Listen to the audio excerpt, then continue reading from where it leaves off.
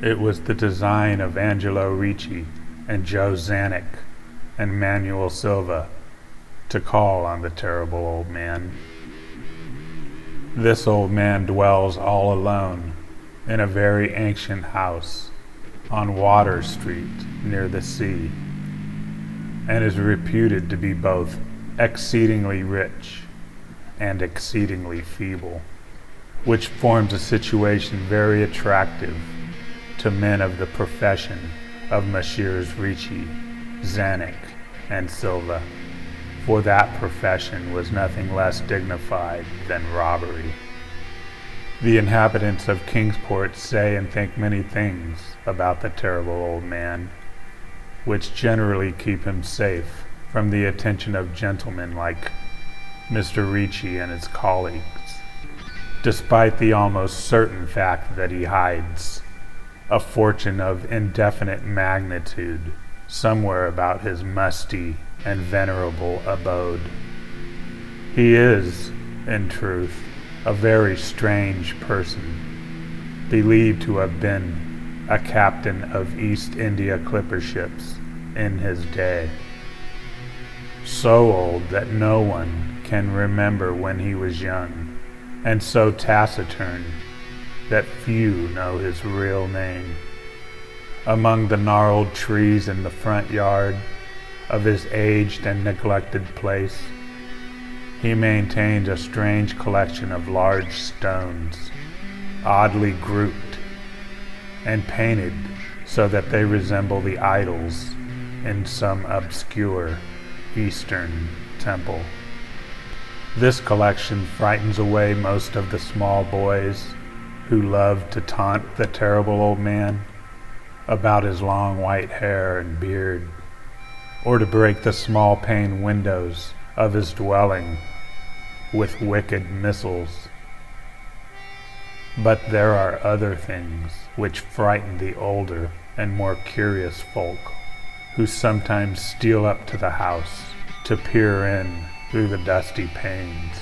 These folk say that on a table in a bare room on the ground floor are many peculiar bottles, in each a small piece of lead suspended pendulum-wise from a string, and they say that the terrible old man talks to these bottles, addressing them by such names as Jack, Scarface, Long Tom, Spanish Joe, Peters, and Mate Ellis, and that whenever he speaks to a bottle, the little lead pendulum within makes certain definite vibrations as if in answer.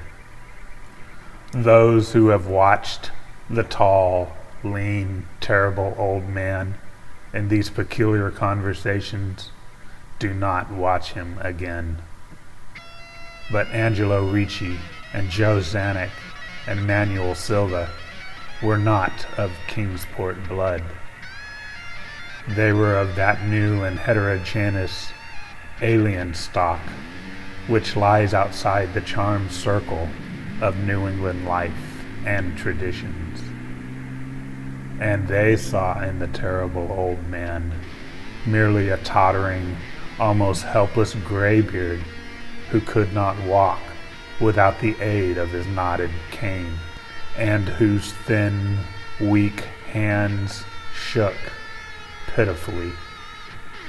They were really quite sorry in their way for the lonely, unpopular old fellow whom everybody shunned, and at whom all the dogs barked singularly. But business is business, and to a robber whose soul is in his profession, there is a lure and a challenge about a very old and very feeble man who has no accounts at the bank, and who pays for his few necessities at the village store with Spanish gold and silver minted 2 centuries ago. Messrs. Ricci, Zanuck, and Silva selected the night of April 11th for their call, Mr. Ricci and Mr. Silva were to interview the poor old gentleman, whilst Mr. Zanuck waited for them and their presumable metallic burden with a covered motor car in Ship Street by the gate in the tall rear wall of their host's grounds. Desire to avoid needless explanations in case of unexpected police intrusions prompted these plans for a quiet and unostentatious departure.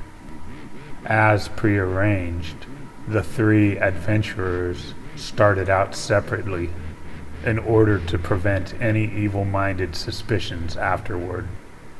Messrs. Ricci and Silva met in Water Street by the old man's front gate, and although they did not like the way the moon shone down upon the painted stones through the budding branches of the gnarled trees, they had more important things to think about than mere idle superstition.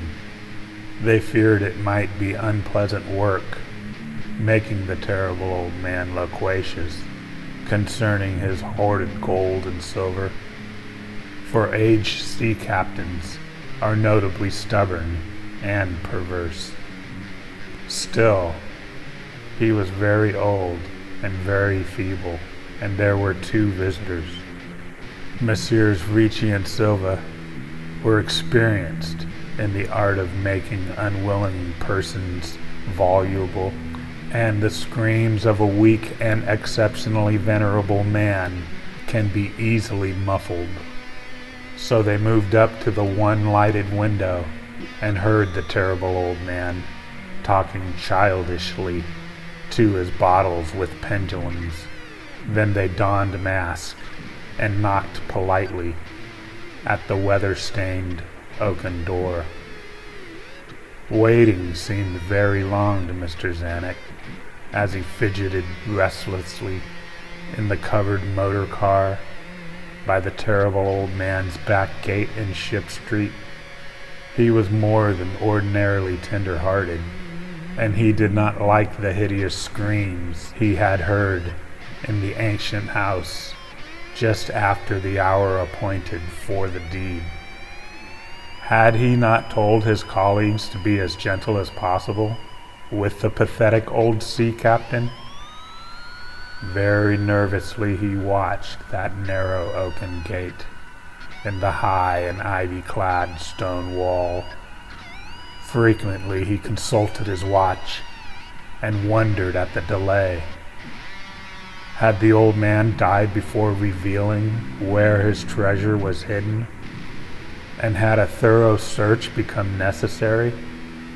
Mr. Zanuck did not like to wait so long in the dark in such a place.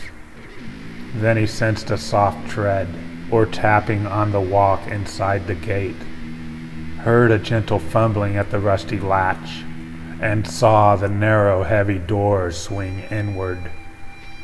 And in the pallid glow of the single dimmed street lamp, he strained his eyes to see what his colleagues had brought out of that sinister house, which loomed so close behind.